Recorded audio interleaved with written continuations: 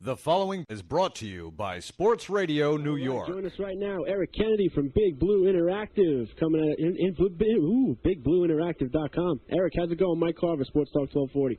Good. Thanks for having me on, Mike. No problem, Eric.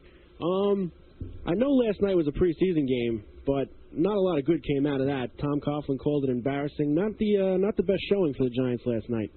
Yeah, I don't think I wouldn't read too much into the game. I think that the biggest negative that came out of that game was really the injury situation to Jay Alford, their defensive tackle, who's also their long snapper.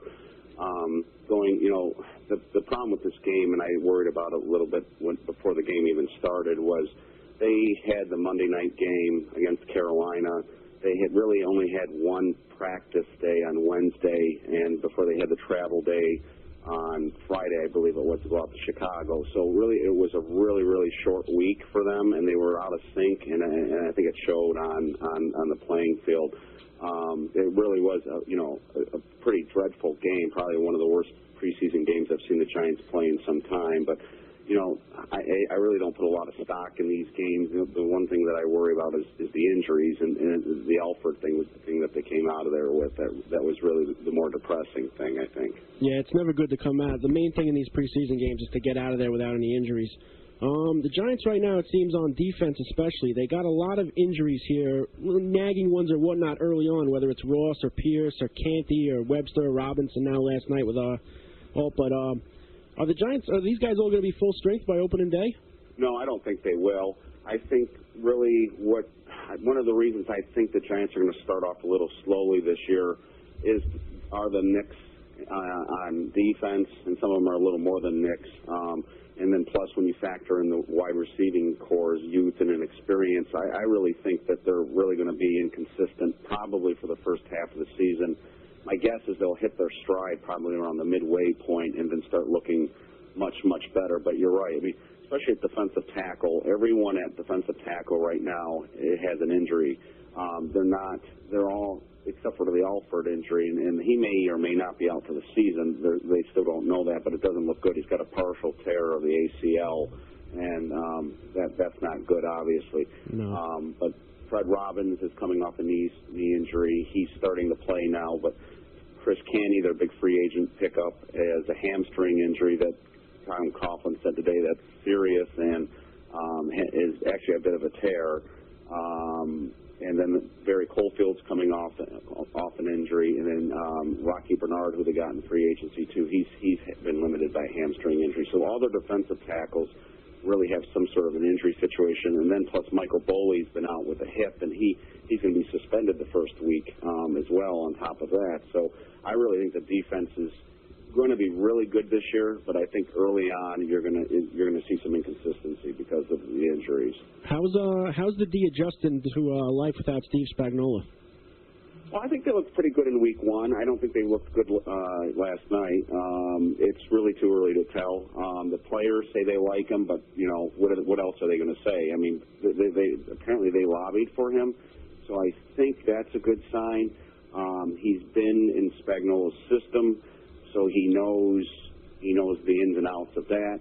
But really, we're really not going to know the answer to that question until they play a full 16-game season. Whenever you get a guy who's been promoted from a position coach to a coordinator position, it's hit or miss. Some of these guys look great, some of them look terrible, and then you get a whole bunch of people that are so in between. We're just not going to know until he plays. If you go based on last night, it's not so hot. But then again, the week before they looked pretty good, even though they had a lot of people out the week before too. So. Yeah, and you brought up before on the previous thing about the wide receivers. Who exactly is going to be the Giants' main targets this year? Because judging especially from the first two games, who's catching balls from Eli Manning this year? Yeah, I mean that's a great question. I mean that's the $1 million question with them. I think anyone who thinks they're going to replace Plax is fooling themselves. They're not going to be able to do that this year. They've got a couple of good-looking draft picks, but they're still playing with the third-team quarterback, so that tells you something. They've got a lot to learn about running routes, about being professional football players. I think they're going to contribute this year, but they're not going to be starting week one against the Redskins, or they're not going to be starting in week two against the Cowboys. So what you're looking at is you're probably going to have Steve Smith and Dominique Hickson as your starters. I think the interesting battle is really for the third receiver spot. It's Sonoris Moss, or is it going to be Mario Manningham?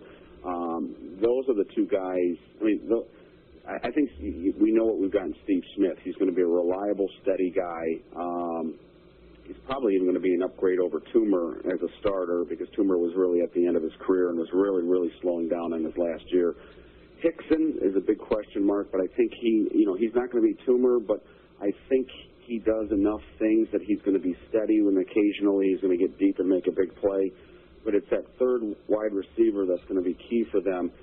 Sonoris Moss, haven't been really high on him in the last couple of years. He's been there 4 years now, and he just doesn't seem to make any plays, and he hasn't been making any plays in the preseason.